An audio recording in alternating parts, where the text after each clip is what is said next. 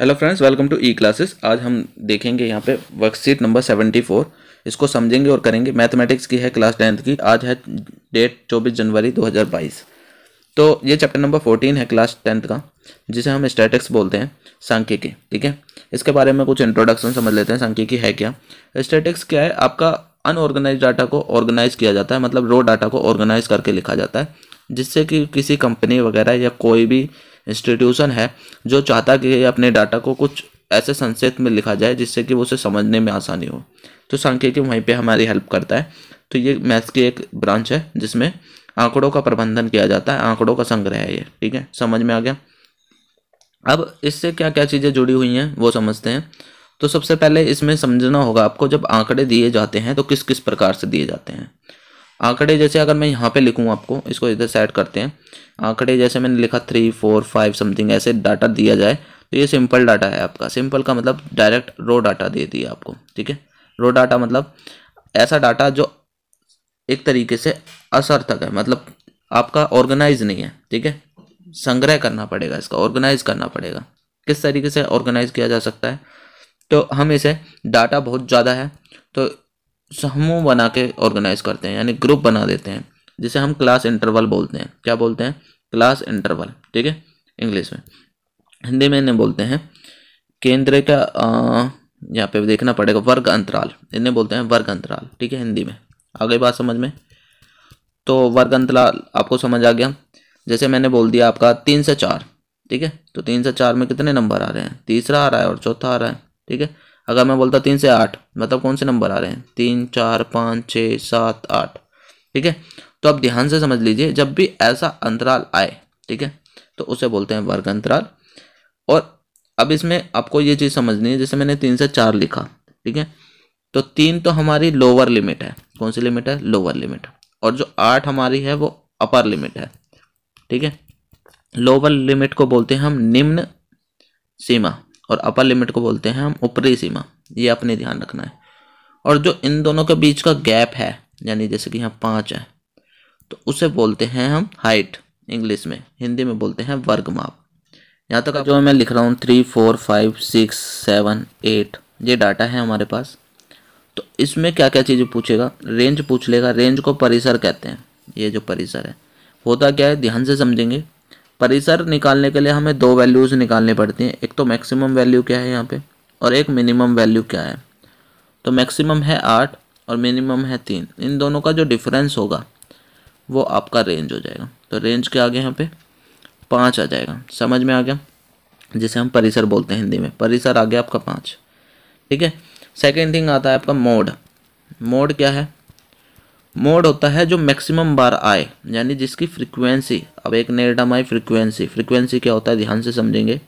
तो फ्रीक्वेंसी होती है एक नंबर को बार बार रिपीट करके लिखा हुआ हो। मान लो हमने 3 रख दिया। ठीक है, तो ये जो 3 है 2 बार रिपीट कर रहा है, तो इसीलिए मोड जो 3 आ जाता। ठीक है, जो इसका मोड होता है वो 3 आ जाता, क्योंकि जो ये 3 है वो 2 बार रिपीट हुआ है। आ गई बात समझ में? तो आपने ध्यान रखना है, मोड को कहते हैं हिंदी में बहुलक। क्या कहते हैं? बहुलक। आ गई बात समझ में? अब 2 टॉपिक और बचे इसमें, मीन और मीडियन। तो मीन क्या होता है? मीन होता है कि इन सबको ऐड कर दो आप, जितनी भी टर्म है, ये 3, 4, 5, 6, 7, 8, 9, इनको, वो सॉरी 3 है ये, 3 को, इन सबको ऐड कर दो। और जितने नंबर है ना, ये 1, 2, 3, 4, 5, 6, 7 से डिवाइड कर देंगे, यानी सम निकालेंगे ऊपर उन सब का, और कितनी संख्या है, नंबर ऑफ ऑब्जर्वेशन, ये आपका मीन कहलाता है, जिसे हम माध्य कहते हैं। क्या कहते हैं? माध्य। माध्य समझ आ गया, मोड समझ आ गया। ठीक है, उसके बाद लास्ट टर्म रह गया माध्यक। माध्यक क्या है कि ये अरेंज होना चाहिए असेंडिंग ऑर्डर में सबसे पहले। ठीक है, तो 3 यहाँ आ जाएगा, और जो बीच की टर्म होगी ना वो आपकी माध्यक होगा। ठीक है, अब ये डाटा जैसे हम करते जाएंगे वैसे वैसे आपको समझ आता जाएगा।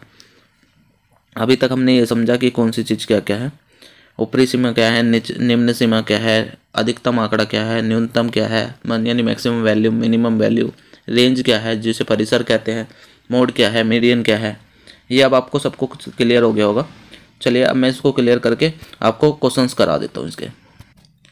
तो क्वेश्चन नंबर वर्कशीट में जो पहला है वो है, वर्ग चिन्ह बताइए क्या होता है। वर्ग चिन्ह वही क्लास इंटरवल। ठीक है, क्लास इंटरवल से जो निकलती है बीच वाली वैल्यू, वो वर्ग चिन्ह होता है। तो उसमें 2 सीमाएं थी, जैसे 3 से 5 का एग्जाम्पल लिया था, 3 निम्न थी और ये उच्च थी।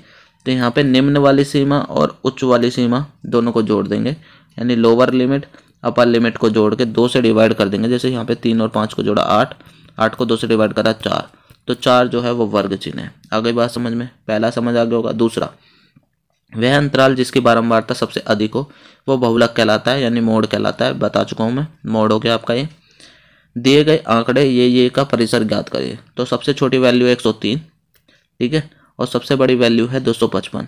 तो आपको 255 में से घटा देना है 2, 5, 1, 152 इसका परिसर आ जाएगा। आ गई बात समझ में। नेक्स्ट है केंद्रीय प्रवृत्ति के 3 मापों के बीच अनुभवजन्य एम्पेरिकल, ये वाला मैं बता दे रहा हूँ। ये रहा ना mode equal to 3 median minus 2 mean, ये आपका एम्पेरिकल फॉर्मूला होता है अनुभवजन्य। आप ध्यान से इसको भर देना उसमें, ठीक है, और याद कर लेना, पेपर में आ जाता है कभी कभी।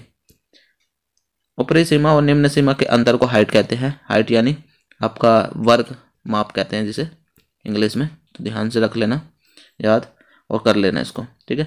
प्रथम 5 अभाज्य संख्याओं का माध्य ज्ञात कीजिए। निकालते हैं इसको भी। तो 5 अभाज्य संख्या ले लेते हैं हम। कौन कौन से हैं आपके पास। सबसे पहले या जो अभाज्य संख्या वो 2 होती है, फिर उसके बाद 3, 3 के बाद 5, 5 के बाद 7, 7 के बाद 11, ठीक है। ये अभाज्य संख्या है। इन पांचों का मीन निकालना है, तो जोड़ दो इनको। 2, 3, 5, 10, 17, 18, 28, टोटल सम आया इनका 28। और कितनी संख्या है ये 5 है, तो 5 से डिवाइड, ठीक है। तो अब यहाँ पे क्या करेंगे हम इसे 28 दूनी 56 यानी 5.6 इसका जो आ जाएगा वो आ जाएगा आपका मीन, यानी माध्य आ जाएगा। आ गई बात समझ में। तो डिवाइड कर दिया मैंने 5 से डिवाइड करने की क्या ट्रिक है, आप 5 से डिवाइड ना करके 2 से गुना 2 से डिवाइड करेंगे तो 28 दूनी 56 हो गए। और ये 10 जो है 1 पॉइंट बना देगा। तो इस तरीके से आप डिवाइड कर सकते थे, ठीक है। कोई डाउट हो आपको तो कमेंट बॉक्स में टाइप करना और हमारे A क्लासेस फैमिली का हिस्सा बनना। थैंक